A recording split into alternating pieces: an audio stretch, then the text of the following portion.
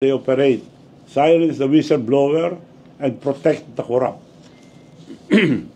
They attack me because I'm not afraid to tell the truth. But take note, all their paid online troll farms and their attack dogs will never silence me. My countrymen, let us no longer be fooled. We keep trusting the same name. We are told that Ferdinand Bongbong Marcos Jr. will redeem the Marcos corruption curse on the Filipinos. But look around. His government agencies are flooding with corruption. And before it blows up into his face, he used the SUNA to tell the story as if he is the hero who uncovered the mess to save himself while deflecting the blame on others. Let's not be made stupid.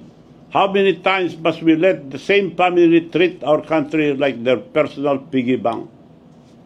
How many times must we trust the same name and expect a different result? If we truly love our country and children, then we must break this cycle. We are on the verge of exposing the biggest corruption scandal in the Philippine history. And should stop now. We should not stop now. Let us not allow the ICI, which was created by the President himself, to control or limit the investigation. Allow different groups to investigate in the ICI who will not be afraid to ask hard questions, and it should be viewed publicly for transparency.